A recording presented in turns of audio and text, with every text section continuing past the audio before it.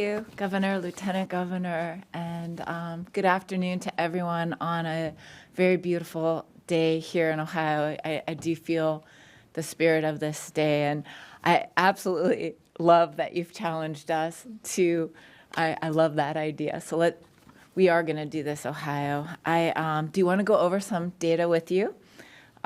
We have cases in Ohio today, again, on our website as well, 22,131 cases in Ohio. Overall in our country, there have been 1.2 million cases of COVID-19, and our cases are up from 555 from yesterday. Our deaths in Ohio are at 1,271. That's an increase in 46 reported over the last 24 hours. In this country, we have lost 73,500 people to this disease. Next slide, Eric. Again, much of the same. Our testing is going up. We see that we're at 175,000 over that in Ohio, and our numbers otherwise pretty much the same. Next slide.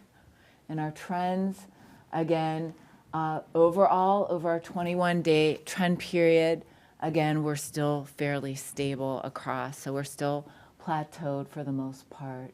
Next slide. Testing, again, this is going to be a big month for Ohio and expanding testing.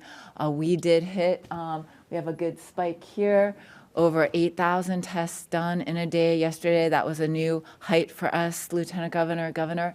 But again, it's only a fraction of our goal. We're pushing very hard. We have teams working not just on testing that we can go to in centers, but also we're working on some new strategies of mobile testing, our local health departments that the governor mentioned, working on new strategies to get testing to places it's never been before, and to make sure that testing is equitably spread amongst our communities. Next slide.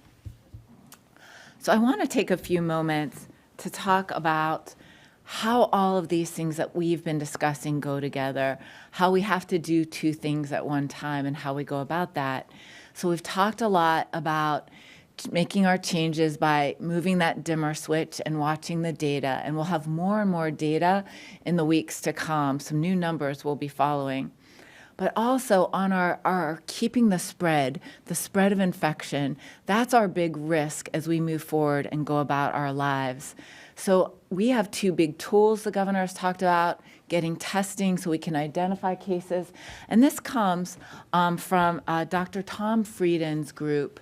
He was the past head of the CDC for many years, someone I met in my young years in the 90s, working on projects as diverse as the Human Genome Project, which seemed so futuristic then, to being just a leading expert in the world. And he is now working globally on something called Resolving to Save Lives. He also just gave testimony and was in the news a lot yesterday.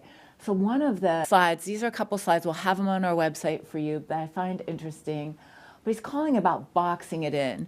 How do we box in this virus? Our biggest risk is at any time there is a flare up, one of the fires we need to put out, we want to know right away with testing. And then this is what we do. This is what we were doing on the way in for travelers. We test, we isolate people who are infected, ask you to stay at home those 14 days, but more importantly, the old bootstraps epidemiology is the disease detective work where we talk to you, find out who you came in contact with. If I have it, but I just saw the governor would be the first to know that he had been in contact with someone who has this disease. The person who is sick isolates. The word, so isolate is for ill, remember that? But quarantine is for people who have been in contact. We ask you to self-quarantine. Ohioans have done this all along. They've done it voluntarily. But this is where you'll work with your employer. You'll work to stay home for 14 days so that you don't spread it to others. And then we'll help you monitor for symptoms and help you get treatment if you need it. That's old school epi, it's bootstraps epidemiology. We're also using state-of-the-art new epidemiology, Governor. This is where we use diving into data for metrics. This is all the new data sets that we're looking at. This is using all our universities across the states and the best skills. We watch things like traffic patterns, and we dive into the spread of infectious disease. So those two, academic epidemiology and some of the modeling we've seen, old school, a nurse or community health worker who will talk to you and talk you through it, those things coming together will help us open up and help us limit this spread. Next slide. A new number we'll be talking about, Governor, is R naught, which sounds like a very complicated number. It's really R effective is the actual name for it. But all of this is about how viruses spread. So R naught, and we'll be showing this, when we began, the spread of infectious diseases in Ohio and around the globe was about one person could spread it to 2.5 to 3 people. And in fact, when we started in Ohio, before you took the steps you did, we were spreading it to 2.3 people. We are now down to 1, which means one person spreads to one person. This is so important because this is the person with infection, and they have a chance of up to, at times, 4 people. But if we can keep that spread to one person, they might do it to the next 4 people and the next 4 people. But we're trying to keep that chain of transmission as small as possible by that contact tracing and people isolating. If you don't do this, the one person can give it to 4 people. Each person gives it to another 4 people, and that's that logarithmic spread. And before you know it, something that might even happen in a place like a nursing home goes with a worker back home, spreads throughout the community. That's where, we'll really see our cases rise in Ohio. We'll see a lot more deaths and illness. We don't want that. So our effectiveness is keeping this R naught, a new number for us to learn, very, very small. Next slide. This is a slide that is way too busy, I am sure, for you to see on the screen, but I want you to go to our website, coronavirus.ohio.gov, and take a look at it. This slide, which looks very busy, talks about several components of things we are doing as a state, far beyond any order, far beyond anything we've done before. This map is a journey map for our year ahead and where we've been so far. But up here, and I'll do this bigger next time I think I need an old poster board, I'm missing it. But I remember I told you about there were various stages in a pandemic from when we first found it in Wuhan. And here's our curve that we are trying to avoid, the surge on the hospitals. We flattened that in Ohio. But in the journey of a year, we know that how we behave and what we do, how safe our businesses perform, we know we'll have some bumps along the road in this journey. We don't want them they can spike pretty high again, but our journey is to keep it as flat or small of bumps as possible. So we will be doing things from teaching and educating to the kinds of keeping it, this is our boxes, our testing and contact tracing, to effective case management and treating illness, to the physical distancing that we are all doing as we open businesses, and policies, ultimately at the very end, vaccines. This, if you want to look at this online, if you want a cheat sheet to every tool we have in our toolbox, it will be this adaptive response to COVID-19, and it will give you a lot of sense about where we're going. So I look forward to going over that with you more in days ahead. So to conclude, I just want to say, I've always felt all along that there was sort of a false narrative that you would say, we have to risk health on one side or businesses on the other.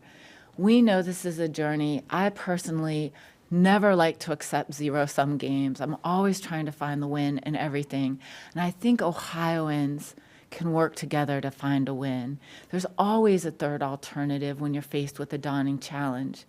You have to begin with accepting the reality.